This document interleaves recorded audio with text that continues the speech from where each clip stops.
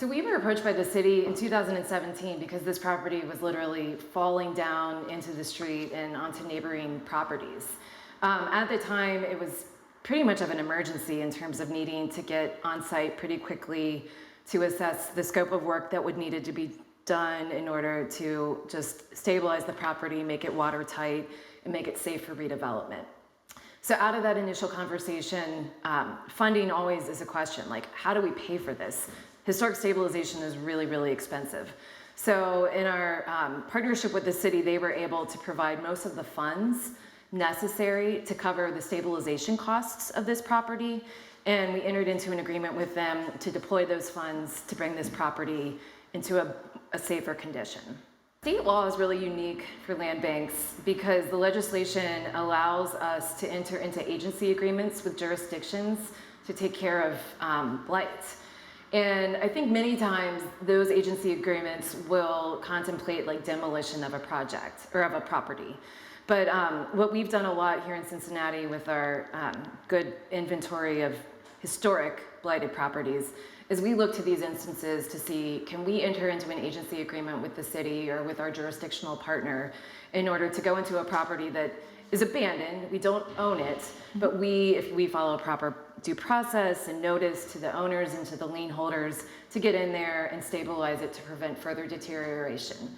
And then once that's done, we work either with the owner to get some kind of reimbursement, but most of the time, again, the owner's out of the picture or not able to really pay for the costs to keep a building like this. And so what happens is we end up working with the county prosecutor's office to bring a property like this that at that point is going to be pretty significantly tax delinquent. And then from there, through the foreclosure process, we're able to deal with title issues and other things. So land banks exist to take on property that the private market really can't address on its own, either because a property is so underwater that you can't get traditional bank financing to fix it, or it's too risky because of the rehab cost for a private developer just to front the entire cost to bring a property back into habitability. And so that's where, and that's why you have county land banks, port authorities, and jurisdictions really kind of problem solving together, because if you don't do that, nothing's gonna happen, right? Like the properties are just gonna stay in their current state. They're gonna continue to deteriorate. And you can hope that the surrounding market will help an abandoned building in and of itself gain value and for a private investor to come along, but that is rarely the case. So you need that intervention and that creative problem solving using kind of statutory tools and other creative resources to deal with a property like this and help kind of as a result the surrounding business district. Well, this particular building was owned by one of our more notorious owners, let's say, to put it kind of politely. You know, when it was occupied up until around maybe 2013 or 12, it had, you know, it's just the guy hasn't made any capital improvements to it. He had just constantly leaks, bad plumbing, electrical, all kinds of problems. You know, it got so bad it couldn't be lived in. We had to vacate it. So at that point, we had to decide, okay, we got to do something with this thing. And one of the things about a city like this one is when we're competing with the suburbs, you know, they don't have these 100, 200-year-old buildings like we've got, and they're not going to for quite a while. And people like that. They like this kind of culture, and they like to walk down this street, for example, and feel a certain kind of sense of time and place. It's very different, and you just can't get that just anywhere. The city's got a lot of that, and we want to try to keep it if we can. Do you remember what kind of stabilization fund? You've got the regular blight abatement, and then you've got a part of your funding, the CDBG for historic preservation. So when we see them getting so bad, we're going to lose them.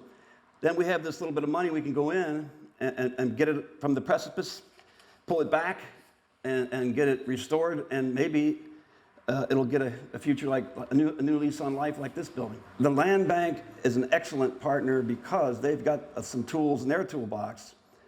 It's one thing to be able to go in and stabilize it, but then again, to get title to it is another matter. It can take, 6 years or longer for the county through its normal processes to get around to foreclosing on this thing. And during that much time, it's not going to get any better.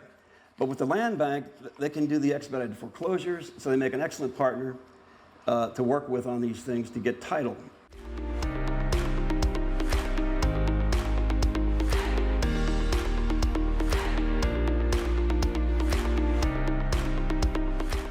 In any neighborhood you come into that, that is coming back, that's been around for years, I think we need to be able to find the historic properties, especially that are on the main line, for multiple reasons. Number one, the character can never be replaced, right? These have been here for 100 years, and to Ed's point, it's going to take another 100 years for buildings to get this old again.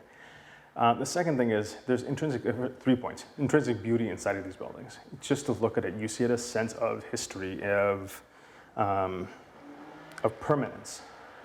And then the third thing is, and this kind of goes back to something Ed said as well, is that it's very difficult to take a small and medium-sized property and create a new construction project in this day and age. Given the financing and construction costs inside of the market right now, it becomes very tricky. So to find a building like this, it's critical to find an old building in an emerging market, because you know that you can actually bring out that life that existed in it for years beforehand and bring it back out to the market. You will always start a project with the greatest of ideals, but you have to look at the numbers to figure out how projects are going to pan out, because if it's not, to your point, if it's not sustainable, you're not only doing yourself a disservice, but you're doing the community a disservice as well. Like, you can walk through and I can pencil through 80% of what the project is going to look like, but that last 20%, that last 10% can make or break a deal in a heartbeat. So without the land bank being able to come in, work on these properties, stabilize these properties, and make sure that they are set up, they eliminate that last bit of risk and unknown for the developer to make the projects financeable and fungible. That's really, an amazing thing that the land bank has done. So I'm really proud to have been working with you guys on that and being able to,